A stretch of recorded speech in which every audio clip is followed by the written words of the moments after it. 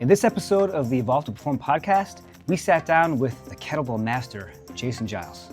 Jason is the owner of Iron Monkey Strength in Franklin Square, New York, as well as the owner of an alphabet soup of credentials, such as CSCS, Strong First Elite, USA W2, and Catalyst Athletics L1. Hashtag, that's all. During our conversation, we discuss how this original path of seeking a career in dance led him to fitness and ultimately earning him the reputation as Kettlebell Master. How kettlebells are typically overlooked, kettlebells versus dumbbells, and the complexities of owning a fitness business. Jordan, I don't know about you, but if I were stranded on a desert island and could only pick one piece of exercise equipment, it would be a kettlebell. Ha ha ha. So, snatch your kettlebells for this episode, but don't hold it too tight because your hands will split. We hope you enjoy it as much as we did. Hey, welcome back everybody for our next episode with the Evolve to Perform podcast. Today we are so lucky to have Jason Giles here as our guest of Iron Monkey Strength in Franklin Square. Jason, welcome. Thank you. Yeah, it's awesome to be here. I haven't been in an in-person podcast ever, so this is really cool. Well, we hope that you're comfortable and that you feel welcome. I do feel welcome and comfortable, especially with the Star Wars stuff. Yeah. I feel right at home.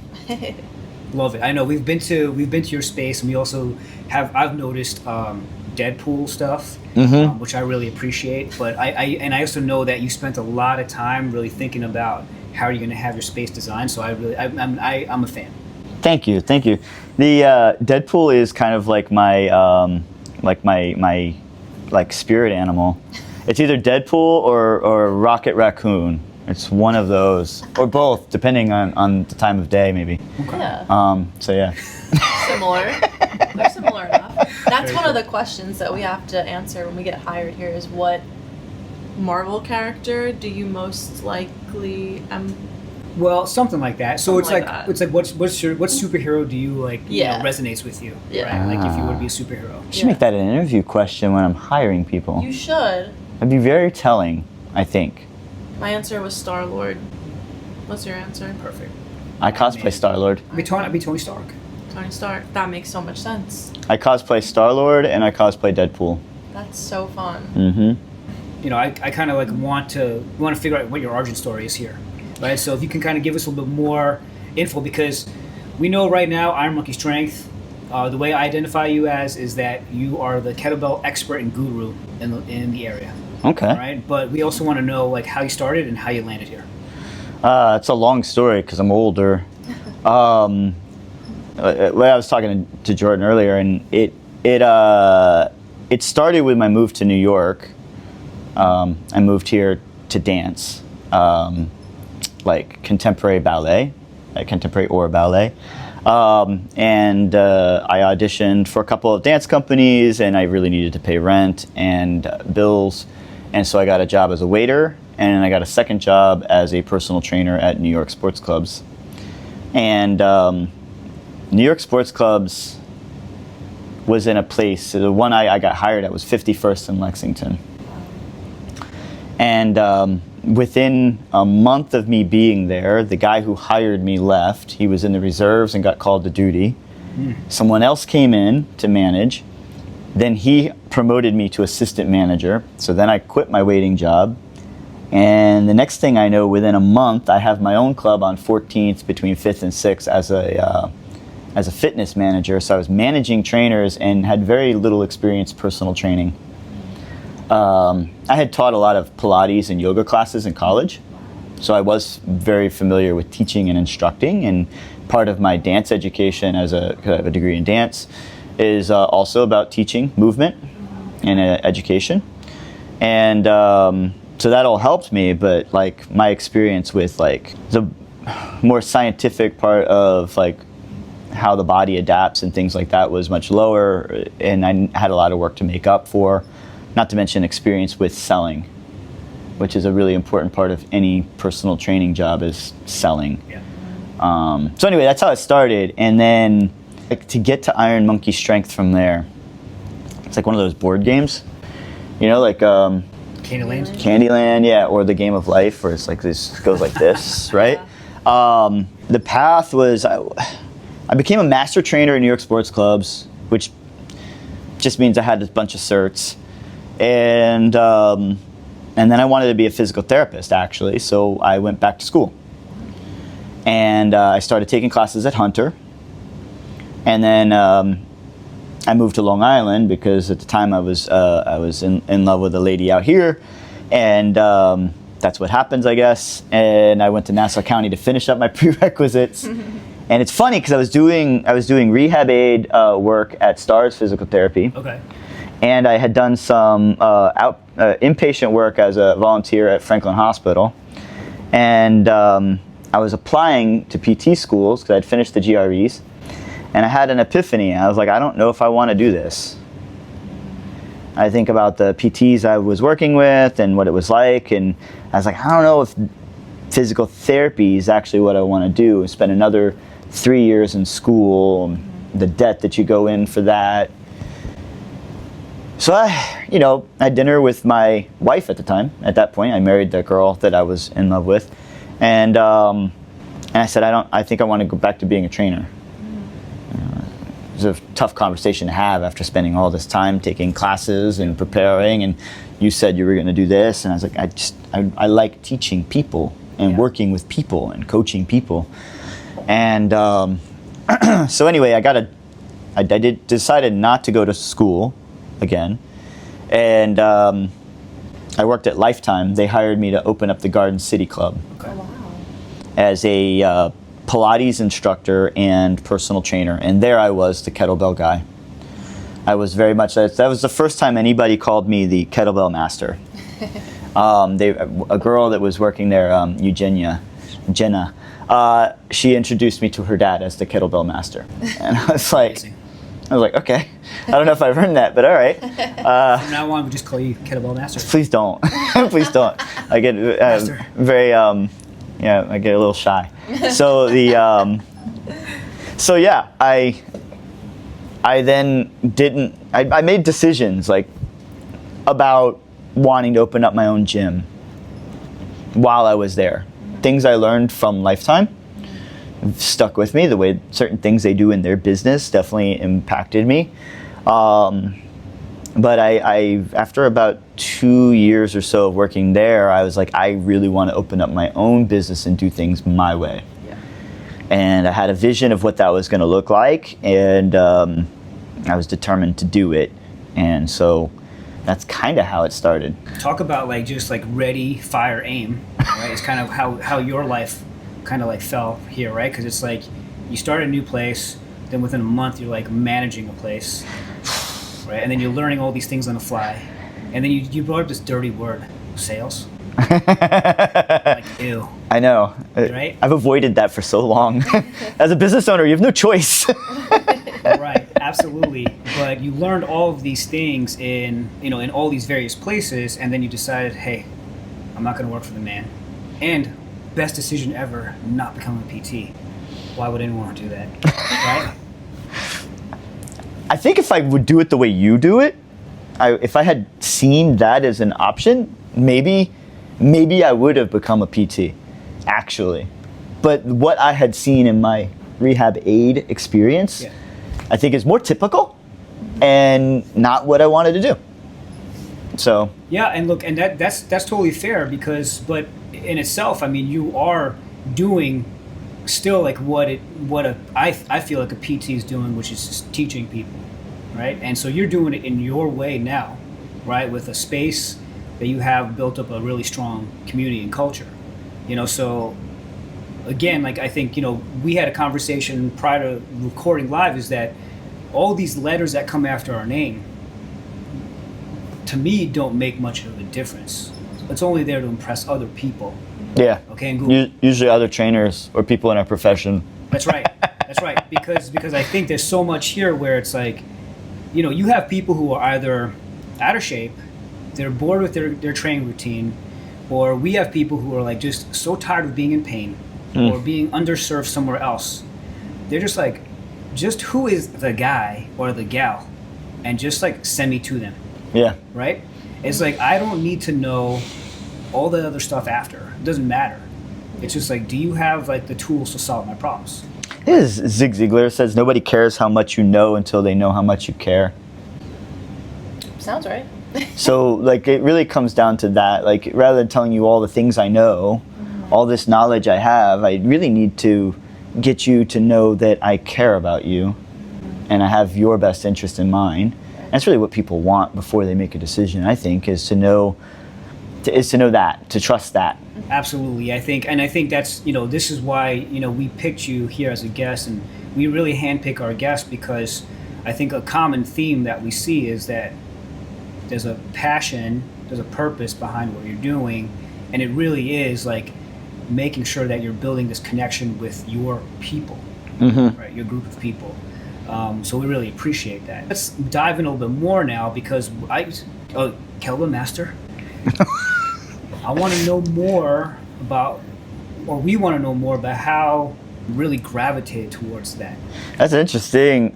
When I was a trainer at New York sports clubs and got my NASM cert and all that stuff, I was big into like Gray Cook stuff, using bands and tubing and the cable machines, as well as following NASM's OPT model, because that's all I knew, and then what I knew about, from my dance life and the kinesiology classes I took then and stuff like that.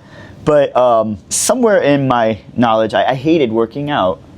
Me personally felt like a huge hypocrite because I was telling people they needed to work out, but I actually didn't like the way I felt when I worked out. And honestly, it's because I was working out like an idiot. But a lot of people are kind of doing that because they don't know any better. They're just, what are you doing? You're usually doing something you learned from a magazine or what somebody taught you as a friend or whatever. And it's usually bodybuilding splits or bodybuilding work.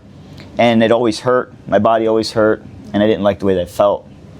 So for a brief period of time, like maybe 2 months, a friend of mine was a trainer who worked for me, was telling me all about CrossFit. And I got sick of it. And I was like, you know what, I'll try some of these WODs they keep talking about, right? So I go on the internet and I pull up some of these WODs and I go to New York sports clubs and I try some of these things. And I kept talking about kettlebell stuff and poods.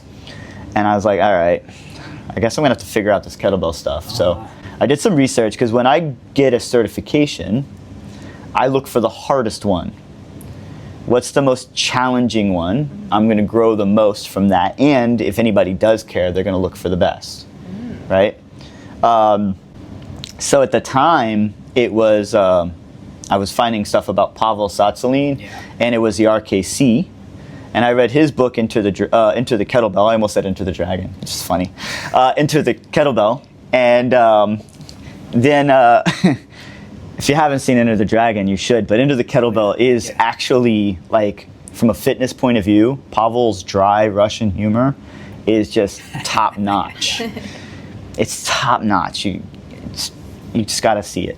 Anyway, and I was hooked. So I read the book, watched the video, started reading books by Dr. Mark Chang and Gray Cook and Brett Jones, and just going down as I prepared myself to take the RKC. Right around the time I was preparing to take the RKC, which is the Russian Kettlebell Challenge certification, it's like a $2,000 cert, 30% failure rating, blah blah blah blah blah. You spend $2,000, you don't want to fail. Absolutely, yeah. You really want to pass. And then there was like this weird split where Pavel was leaving the RKC, and I was like, well, I went to this for Pavel, and Brett, and Dr. Mark Chang. Like, those are the people I wanted to follow. So within a month or so, Strong First was created. And so I took a user, well, it wasn't a user course, it was a prep course. It was like a one-day course. I took it with Phil Scarito at 5 Points Academy, the old 5 Points Academy, not the new one in the city. And I wanted to see if it was as good as I thought it was going to be, and what was the education of this? Was it different? And I really liked my experience. I said, okay, I'm going to take this cert. This is the one I'm going to take. The requirements were harder. The RKC was all single bell stuff, and at the time, Strong First was all double bell. You were tested all double bell work. I was like, it's harder. And these certs, it's not like a test where you show up for a weekend, you get a cert. You have to pass a physical test. So I had to train and prepare myself to take this test, which I think I learned a lot. There was a point where I was ripping my hands up. I was getting lots of tears on my hands from the snatch work. Yeah. Well, I thought it was the snatch work. Turns out it wasn't the snatch work. I'll get into that. Anyway, a guy I had met at that course I took before, Coach Fury.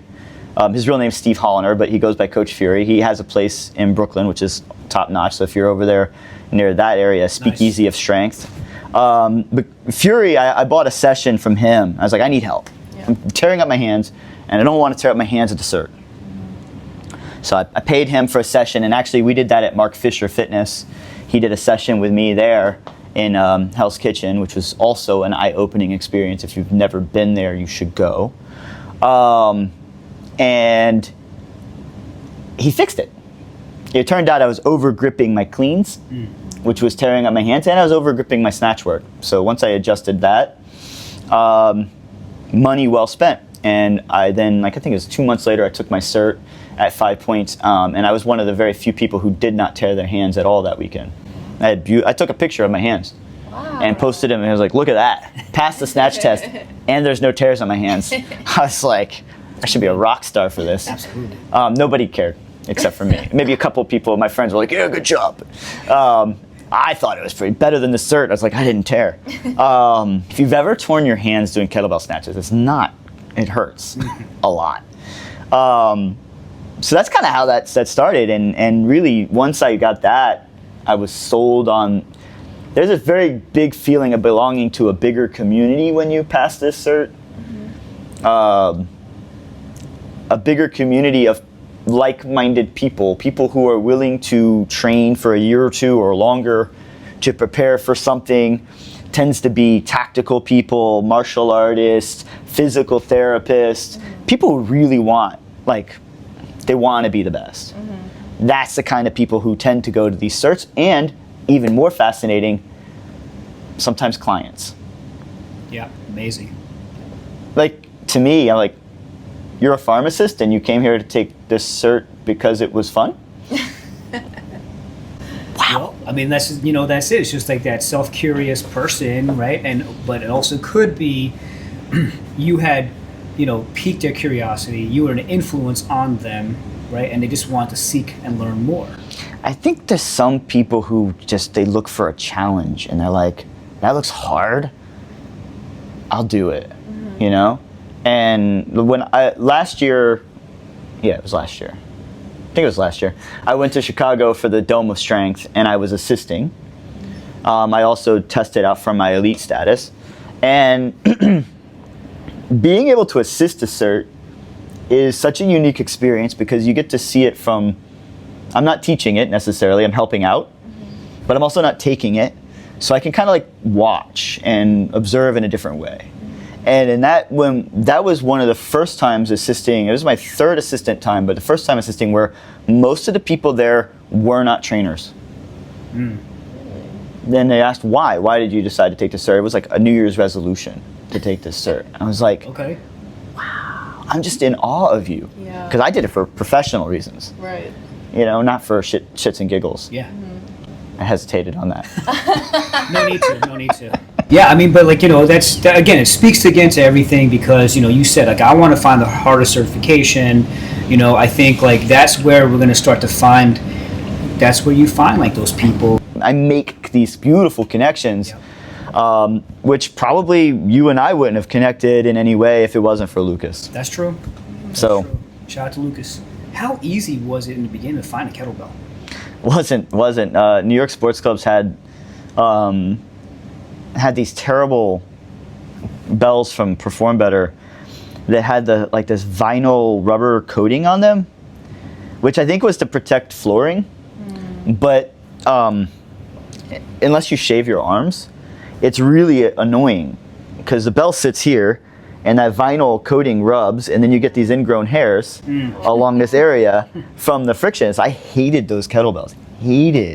Those kettlebells. And then your choice of sizes was always very limited. Once you got to a certain strength, it's I think most gyms even today, if you press anything heavier than 24, 28 kilos, good luck finding the bell. I have people who only come to my gym to do their kettlebell work because I have 32, 36, 40, 44, and 48 kilo kettlebells. Because if you don't buy them, now there's a lot of options. We carry 2 different textures in my gym just to give some people, and different handle diameters, just to give people options. But yeah, it was hard. You're right. It was hard. In fact, I remember vaguely, I had just taken over fitness management at 14th Street, and there was a kettlebell there, but it wasn't on the gym floor. It was being used to hold the office door open. It was an Adler kettlebell. Now looking back, I was like, I should have like just taken that. Right. Nobody was using it. And Adlers are like not that common. I was like, that would have been a cool thing to have. Yeah. Nobody was using it. And they were just using it as a doorstop. And I didn't even know what it was. I was like, what is that? What's that thing? Right. Oh, it's a kettlebell. Just trying to trace back the history a little bit too, just like from the origins, but depending on where you look, it's kind of debatable, where it starts from. It goes back, because I have pictures of Eugene. Well, you can make a distinction between kettlebells and ring weights, because in the 19th century and I think even the 18th century, there were ring weights, which were balls that you would fill with lead shot that had just a ring. It was literally a ring that would fold over. That feels very different than a bell where it has the handles fixed. Yeah. So it was like a trick or treat pumpkin. Kind of like that, but heavy. And the versus the kettlebells, which were fixed weights. But you can see pictures of people like Apollon, Louis Cyr, Eugene Sandow. I have 2 pictures of Eugene Sandow in my gym that show him with ring weights. But I've seen older drawings for like 17th century, even women using kettlebells. So I think somebody told me that there was even a kettlebell-like stone that was used in Scotland? I would say Asia. I don't remember which part. I want to say China. That was being used. So this, I think what it is do you define a kettlebell as an off-center weight with a handle on one side?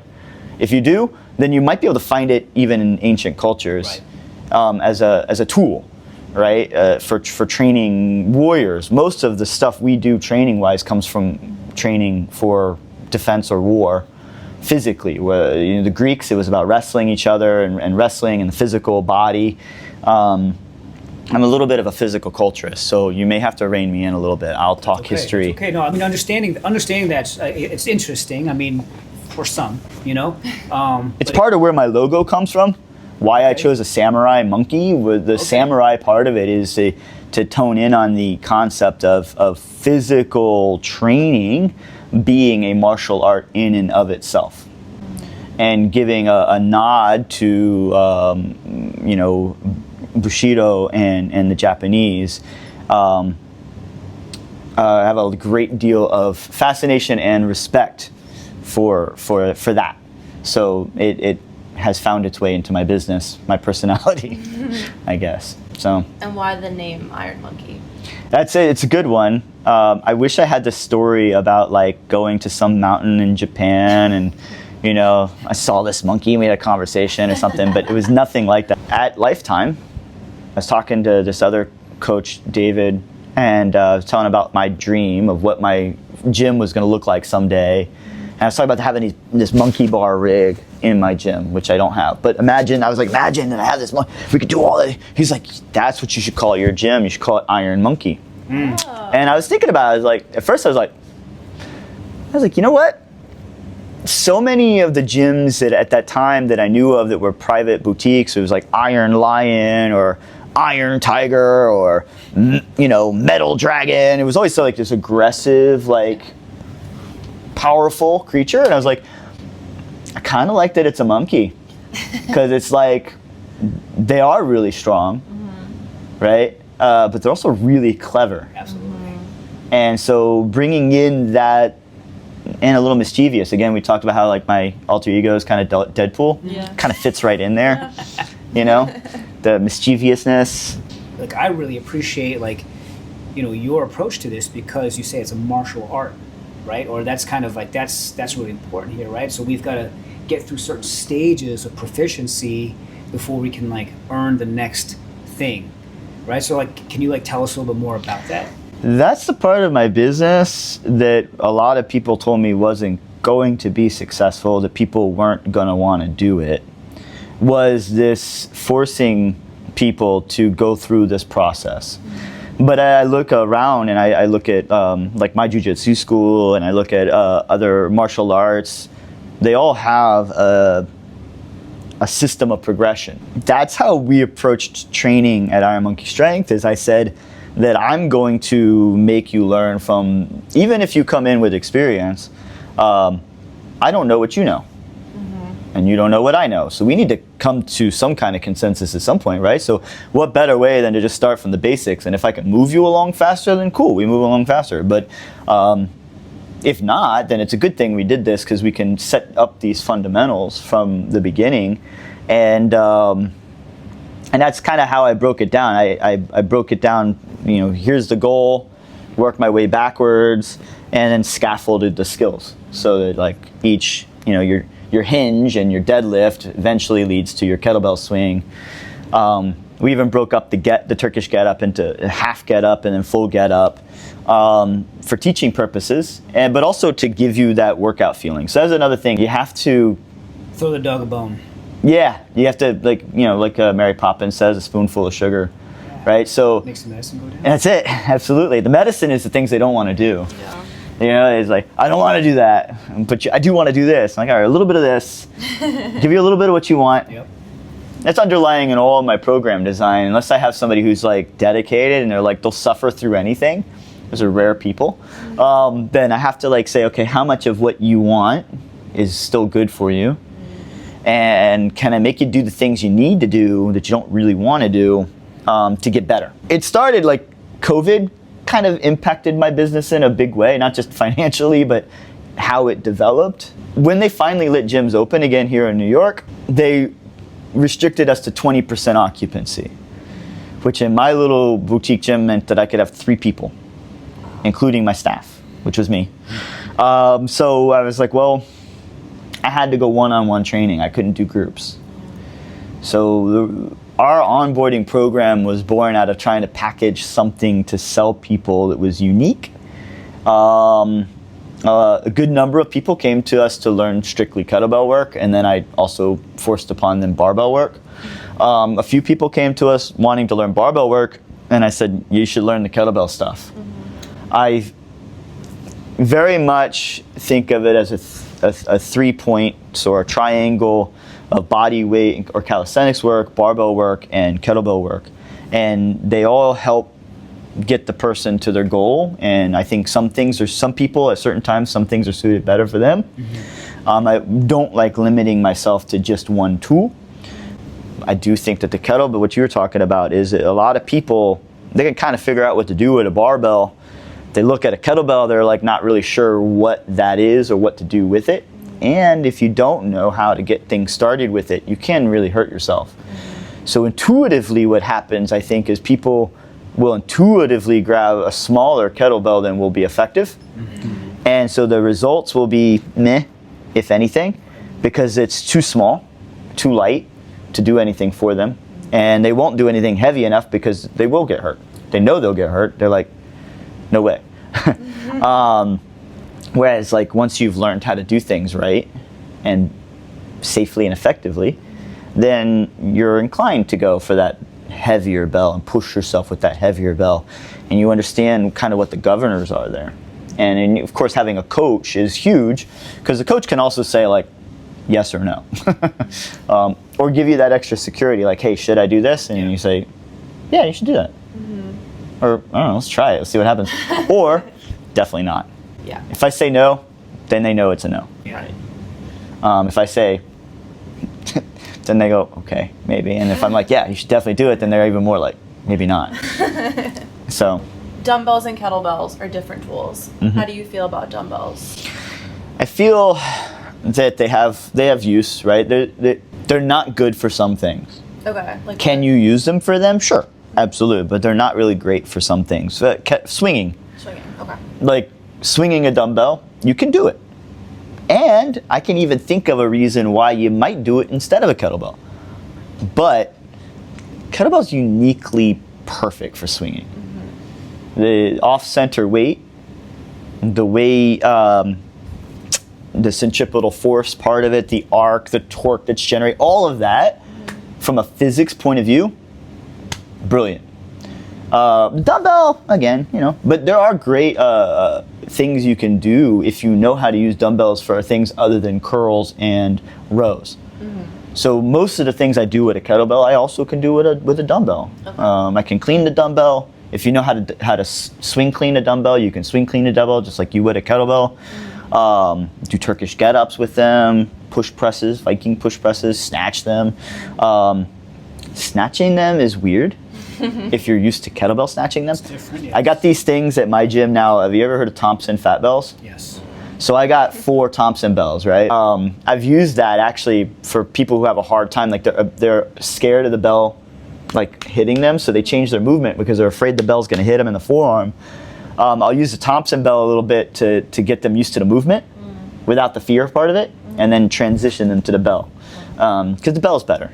The kettlebell's better than and Thompson bells are cool though. They're weird, but they're cool. Yeah, I mean, it's a different level of centration even within the joint and everything like that. So it's interesting. Yeah. I haven't quite made up my mind yet. Awesome. So let's just tell our listeners what the Deep Six is. Yeah. So the Deep Six was a workout originally planned by John Ingham, Master Strong First instructor. John Ingham. John is great, and John wrote this as a kind of a litmus test for his students for whether or not they would be able to pass the RKC or the Strong First cert. Originally it was the RKC, then it was the Strong First cert. So what it is, it's 5 swings followed by, so it's a complex, so you don't put the bell down till you're done. 5 swings, 5 snatches, 5 clean and presses, 5 squats, 1 Turkish get up, so from the top down. So you go down to the floor, come back up again, change hands, do it all on the other side, and then you can put the bell down. So 1 round is like 52 reps. So it's a lot. It's hard. And especially if you use the right size bell. And so in terms of size of bell, standard for that particular client? Well, when he wrote the workout, he wrote it as a snatch size bell. So that would be depending on male, female weight-wise. So a woman, I think 130 pounds or more would be a 16 kilo. Under 130 pounds would be a 12 kilo. For a gentleman, if you weigh under 200 pounds, it'd be a 24 kilo. If you weighed over 200 pounds, it'd be 28 kilo. I took his workout, and later on he made a class version. I took that and turned it into a whole program, which is what my article is about, is the program. And we have a challenge at my gym called the Deep Six Challenge. So you can, our level 2 test is the Deep Six with a bell under snatch size. To earn the pin, you have to do it with a snatch size bell. And we have a Deep Six pin. It's like a tiger. It's cool. And to get on the wall of strength, you have to do it 2 bells up from snatch size. So for me, if a 24 is my snatch size, I'd have to do it with a 32. You have to do it 3 times, by the way. You can't just do it once. You have to do 3 rounds. I missed that part. That's important. That's an important distinction. Yes. 1 round's not so bad. 3 rounds rough. 4 is tough. You can't do 1 round? No, not just 1. No, I couldn't do 1 round. You'd be surprised. You train to it. That's right? true, right. You train to it. I think a lot of people, it's not that they're not motivated. And somebody comes to me and they're like, oh, I'm looking for somebody to motivate me. I'm like, you're motivated. You walked in. Yeah. You walked in here and you talked to me knowing I'm going to sell you something. So you're motivated. I was like, what you might lack is enthusiasm. So maybe I can help you with that too, right? Yeah. So do you feel like that gives you fulfillment though, of giving those people the enthusiasm and to like really go above and beyond for people? The favorite part of what I do is helping people do things they didn't think were possible. They walk in and they see somebody doing something in my gym, like, I'm never gonna do that. And then a year later or 2 years later, they're doing all of that. Sometimes I'll remind them, I'll say, you remember when you said that wasn't gonna happen? Like, yeah, I did say that. I've had the benefit of seeing like other things happen where like somebody when they signed up, they were like, I'm coming here, like, can weight training help my bone density? Because I was recently diagnosed osteopenic. My spine was down, 2 points, and I'm worried about it. 62, and I don't know if I can do all that over there, right? And then 2 years later, she's still with us. She gets her bone scans done, and it's actually improved 2 points at 62, and she is snatching kettlebells and deadlifting barbells and doing all the things that she thought she'd never be able to do. And she is one of our greatest advocates. All 3 of her daughters train in my gym now. Wow. Amazing. Yeah. So they're getting a head start there. They won't get to the point where they come to you, osteopenic, Yes. right? Less muscle mass and having to play catch up. You think about that, right? Like like one person's life was improved and changed, and so then it kind of like fractures out, right, or ripples out, and now all these, and that's why I started my business in the first place. It certainly wasn't to get rich, because I am not, and I don't think I will. What do you mean? I thought everybody started a business to get rich. Specifically, a fitness business. When I said I wanted to start and I went to my lawyer, he was like, you all fail. Within 2 to 3 years, you all fail. Every one of you personal trainers who have come to me to start a business think you have the neat trick that's going to make everything better, or the special equipment that you're going to have, and you all fail. And I was like, why? Why do they all fail? And he named a couple things that I took to heart. I was like, okay. One was they weren't all in. They always had another gig somewhere else. And so they didn't spend all their time working on the thing. The other one is they relied too much on the thing that they thought was going to make it work. And that's not how business is. You got to get out there, and you've got to market yourself, and you've got to sell. And you could have the best idea in the world, but if you don't let people know about it, then nothing happens, Right. Okay, so you were told by your lawyer, basically like the common things that he's seen, but you still did it, right? You still decided to do it. You're still around, Despite a global pandemic, yes, Yeah. and a divorce. Yeah, but that's just There you go. but yeah, 2 minor blips. Yeah, Oh, just right. minor blunts, just little things. But you're still able to make it. You have a strong community. So but what else? I mean, okay, so you've got a passion for. I mean, like, what else do you think has really gotten you to where you are now too? Like, It's definitely the community of people. Like, it started when we reopened for COVID. We had one client. Client 1 turned into client 2, turned into client 3. Client 1 is still with me. client 0. Could call him client 0. 5 years later, he's still training with us. And, that is why I'm still around. Because I would never have made it if I had to constantly replace my clients with new clients. My sales is too slow. Some of it, for the first 2-3 years, I'm doing a terrible job selling. I wasn't making phone calls. I was relying on other people to do the work. And, I had to have my back up against the wall to learn the tough lessons. But if people didn't stay with me, I would have been lost. But because we built a good community of people, with relationships, about people connecting to each other. Yeah. So if the workout sucks, you're like, I don't want to do that. That's going to be terrible. And you woke up in a bad mood, and you stubbed your toe on the table, right? And it's raining. I'm not going in the gym. But then you think about the 2 other people that are probably going to be there waiting for you, thinking they're going to, I wonder where Jason is. And you're like, at least I can go talk to Jason for a little while. We'll talk about, whatever it is, and I'll get through it, And so I think it's the secret ingredient is the community. It's the community. So you're basically because you brought up sales, and I'm like, all right, you could be. I know, right? No, that's fine. We have to do it. you brought up sales, you brought up making phone calls, but to me it sounds like you're actually making transformational change instead of transactions with the people that you have that has built a community.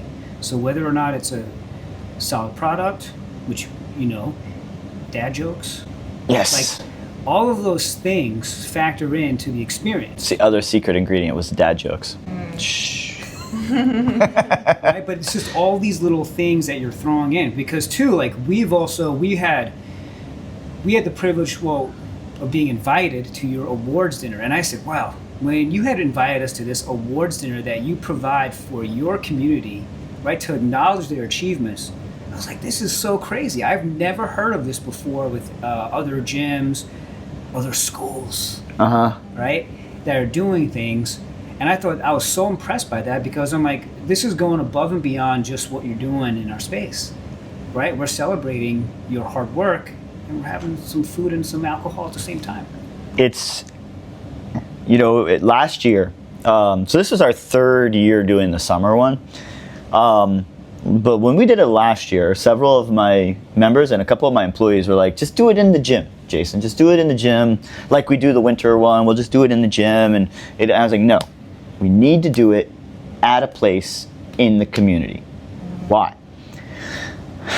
Because we need to get these people out of these transactional walls. People act different when they're not here. And then they can make connections in a way that they wouldn't make here, like they do when they're thinking about training, or the fact that they're here as a client or a member. Now they're here as a friend, or I don't know, a friend or brotherhood, whatever, right. Sisterhood. And after that dinner, the one client in particular was like, I got to hand it to you, Jay, you're right. He's like, because had I not come to that dinner and we did it at that place, I don't think I would have made the relationship with these other two members who all happen to be sneakerheads like me. And so now they have like a little sneakerhead gang where they're like, whenever they're in the gym at the same time, yeah, you can get in. I noticed that you're in the club. I'm not, obviously, but you are. But yeah, they'll do that. Talk about the latest Jordans that are out. They'll talk about, where'd you get these from? The latest Jordans right here. There you go. See, dad jokes. That's It comes naturally. It just happens. We don't even think about it. And she's like, oh God, please save me. And to his point was like, he's like, I don't think we would have realized that connection. Because in my gym, we're barefoot. So you don't really see the shoes. The shoes don't matter, right? But out there, they're wearing their latest whatever it is. They're like, oh, you got those? And then that's where the conversations start. And you see people like, I hear some of the women say, you look so nice. It's so great seeing you not in gym clothes. Like we look like, people. right. I mean, we're people anyway, but I don't know what that even means. But they said it, not me. And that that affirmed for me that I was doing the right thing in building the community and these relationships.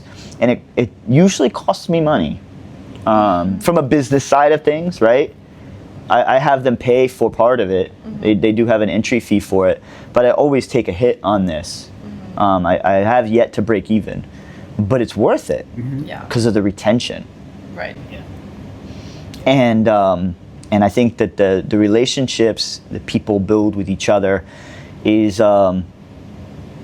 very rewarding for them as well. Right. You're creating this change, physical change inside your four walls, but then now you're also allowing these relationship changes and bonds that form outside of your four walls. I think I like that a lot. I'll pat myself on the back, was a goal of mine from the beginning. I set out with my business to do that, and I tried to model some aspects of what CrossFits did really well. I give a little bit of credit to CrossFit. One thing the good CrossFit boxes do across the board is they have great communities. Yes. Great communities. Whatever you want to say about the programming and all that stuff, whatever. But the communities, man. I want to kind of even transition a little bit away. So into going back into just clinical application of the kettlebell or things like that, and how, because like I think what some people may not understand or is how does it translate? Does it transfer to other aspects of athleticism? Like if you can like give us like a specific example. Well, one, I'll say it's a tool. I think that sometimes people, they get fixated on it being a kettlebell, but it's just a tool, and it's how you use it that determines what the result's going to be and how it's going to carry over, right? So does it translate or carry over? Absolutely. We could take an example. A specific example would be the kettlebell swing, right? Okay. Yes. Kettlebell swing, some people will say, well, that's predominantly going to be conditioning or cardio. And it does. It has a huge, or can, if you use it right, have a huge conditioning effect. But there's other things that happen in the swing which are pretty cool, right? Depending on the size of the bell you're using relative to the person's ability, meaning the weight of it, and the volume of what you're doing, or the pace, can determine some of the other adaptations that take place. People think about the concentric phase, the positive phase, the bell swinging up, forgetting that with kettlebell swings, when they're sequential, there's the back phase, right? So, and you can stop me if I get too much into the physics of this stuff. I don't know how much people want to hear of this, but there's a lot of energy as the bell comes down. That energy has to go somewhere. So where does it go? Some of it goes into the floor, right? But a lot of it gets absorbed in some way or fashion by the body, then lost in the way of vibration or heat, right? That's what happens to energy. But some of that energy actually is stored and then reusable thanks to the elasticity of our muscles and tendons. And so you are training that rebound, that reuse. Now, what is that similar to? Agility. Wow. If I run that way, stop, pivot, and turn the other way, I am absorbing energy and then redirecting energy. So there is a huge carryover in swing work that's relative to agility and tendon tenacity or durability, as well as elasticity of the tendons, particularly from the waist down, right? And other things, grip strength. If you're doing single arm swings versus two hand swings, and they're heavy, good deal of grip strength. And again, it's not just the up, it's that down swing. The bell wants to go that way behind you, and if you let go, it does. So never stand behind somebody swinging, all right? Because it happens. And so the grip strength carryover. Like, so your climbers, snatches and swings are gold. Gold for your climbers. Grapplers, so like with jiu-jitsu, cleans and swings and snatches are great, not just for grip work, but also overall durability, tenacity of the body. And we could talk a little bit about the conditioning effect. If you've ever done a lot of swings or snatches and then done double bell squats immediately after, you realize it feels very much like a 280-pound man sitting on your chest, which is pretty much what happens at jiu-jitsu. For me, because I'm a white belt. It's 4 minutes of just surviving. My point is to understand the why behind the thing. Because one of the problems I have with social media and the interwebs is that you see the thing and you're like, that looks cool, and then you go and do the thing without understanding why the thing. What does this do? And what does it not do? Followers and likes. That's it. That's what it's about. I know. That's what it's. It's the game. Not about really well, sometimes it is. Some good people out there doing good content. Your average person has a hard time deciphering the difference. So what would... Wait, hold on. Let me sit down first. I'm going to cut you out of this part. Oh, okay. No, I'm just kidding. So what would you say to somebody that might be like intimidated or overwhelmed to start kettlebell training with you? Or just kettlebell training in general? I think most people actually, when they come in, most people coming in aren't asking about kettlebell training. Most people coming in are saying, I want to lose weight, or I want to just tone up or firm up, or I just want to, so I'm happy when they say I want to just get stronger. That makes me really happy, because I know their mindset is now on function and capacity. It's not on vanity or anything like that. And that's healthier, in my opinion, when it comes to training. Because if you're coming here just for looks, honestly, it rarely do people stick with it for looks. There are people who do, and they're very successful. But most people I see quit if that's the only reason they're doing it. But if it's because they want to be able to play with their grandchildren, or because they need to improve their bone density, or because they just want to not hurt all the time when they do anything, or feel exhausted. I'm just so tired all the time, right? So I mean, the first thing is, like, we're going to meet you where you're at.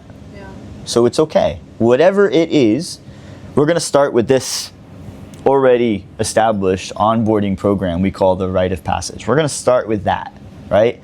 But let's say, and this happens sometimes, even those first 3 or 4 lessons is a bit much. We scale it down. So I think I answered the question in the sense that it's like, I tell you, we're going to meet you where you're at, and we're going to take care of you. But there is also this fine balance of, we're going to meet you where you're at, but we also have an expectation of you, that this is something that we work towards, like. I say it all the time. I believe in you. I believe in you. I believe in you. You can do it. Maybe you can't do it right this second, right? But we're going to help you get there, and you're going to be able to do, another thing I like to say, you're going to be able to do things you never thought you'd be able to do. Absolutely. You just have to trust us. You have to trust us, and I think that's really powerful, is because coming from an expert is saying, hey, I give you the permission to do this. You're able to do this. And I think that even that message itself can flip a switch from somebody. It's empowering, right? Absolutely. Absolutely. I think we're going back a while back when you're talking about reward of what I do, of what we do, and being able to give people some power over their fate, over who they are, to improve their situation. A lot of people have a fixed mindset. It is what it is. That's how it's going to be. Heard that before. I'm sure in here you hear that a lot, probably, right? I get it too. But when you start to show them, and they start to see and feel that things are changing, even if they don't change their mind to more growth mindset as a global thing, at least in this context, they're starting to become more open and understand, things can change. Yes. Things can get better. I have the power to do that. Right. A little He-Man moment there. Sorry. The power. Shout out to He-Man. Jason, thank you so much, for sharing your insight, your wisdom, your passion for what you do. But before we let you off the hook, we have these 2 questions that we want to ask every single guest that comes on. What puts you in your element? I'm an extrovert. So when there's a lot of people and I'm in the center of the attention, I'm in my element. I like to put on a show. I think it's that. Sometimes it's a problem, because maybe the ADHD thing, I will fixate. So sometimes if there's a problem or a challenge in particular, I'm also in my element. I want to solve the problem. But most of the time, it's just put me on stage. Like this, give me a platform. Hey, perfect. Nice. One of the main goals of this podcast is to really share with our audience, right? Hopefully our growing audience, to really be aware of, just the really solid providers, people in this wellness space, to really get them, to make them aware. So we want now people to become Iron Monkey Strength Aware. I love that. Are you Iron Monkey Strength Aware? Hashtag. And our second question. Well, now as a dancer too, I'm sure you love music. I do. Okay, what is your perfect song? Oh. Like, it doesn't have to be your favorite song, but just a song that, like, it comes on and you're like, this song is perfect. I have no complaints. So this kind of thing I overthink. Yeah. Context matters. Okay.